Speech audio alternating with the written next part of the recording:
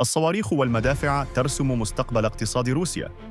الحرب على أوكرانيا حولت روسيا من اقتصاد يعتمد على صادرات الطاقة والزراعة والمعادن إلى اقتصاد يعتمد على الصناعات الدفاعية.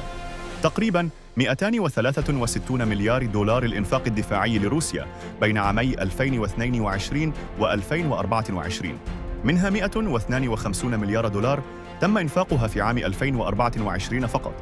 الصناعات الدفاعية في روسيا حققت نمواً بنسبة 60% بين عامي 2022 و2024، وروسيا تنتج حالياً نحو 2500 صاروخ كروز شهرياً، 4000 عربة مدرعة سنوياً. كما تصنع روسيا 1.5 مليون طائرة مسيرة سنوياً، والأهم أنها تستهدف صناعة دبابة كل 3 ساعات. وبحسب الإحصاءات فإن شركات صناعة الأسلحة الروسية تلقت طلبات لشراء أسلحة هذا العام بقيمة 60 مليار دولار. مركز تحليل تجارة الأسلحة العالمية كشف عن أن روسيا ستكون قادرة على تصدير معدات عسكرية بقيمة تتراوح بين 17 و19 مليار دولار سنوياً.